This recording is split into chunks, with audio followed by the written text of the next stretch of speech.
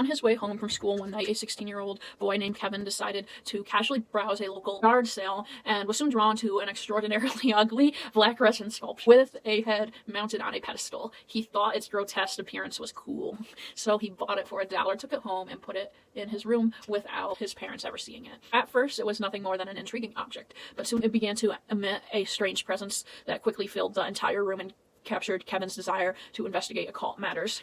He had never before been interested in the possible existence of magic and how spells work, but he now seemed to have become somewhat obsessed. He researched all kinds of spellcasting topics on the internet. It was time for Kevin to work on the magical witchcraft he had already researched. At first, nothing happened, making Kevin momentarily conclude that magic must be a bunch of bull, but curiosity made him continue, and soon he was attempting much more complex rituals, such as those used to summon spirits. As he delved deeper into the occult, he seemed to become more reclusive, locking his bedroom door and keeping much more to himself, never discussing what he was doing in the now mysterious bedroom. He used to be a model teenager, happily employed and excellent at school. His parents trusted him, so they gave him his own private space, but they weren't allowed in his bedroom for months. It soon dawned on him that his summoning attempts had succeeded and that the resin head statue now had a spirit in it. There wasn't a big show or an obvious manifestation of the entity, but Kevin knew there was a sudden presence in the head. Kevin was very inexperienced in dealing with spirits, and so, unsurprisingly, he soon found himself in some serious trouble.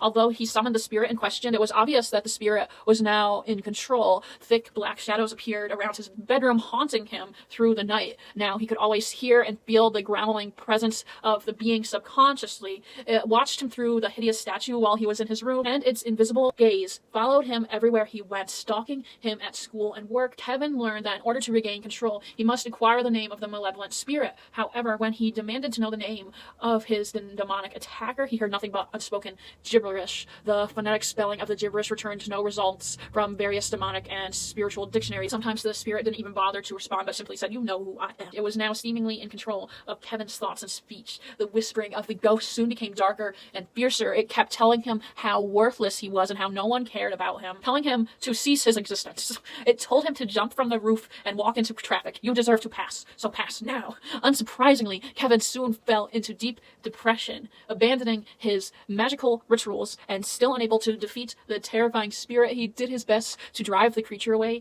but these rituals only seemed to make it stronger and angrier. Feeling that he couldn't take it anymore, he finally found himself racing down the stairs and rushing into the living room to tell his parents. Kevin hysterically announced that he thought he had brought something in, and now it was trying to take his life. His parents were too shocked to speak at first, but then the room fell silent at Kevin's desperate sobs. Presumably, parental instinct kicked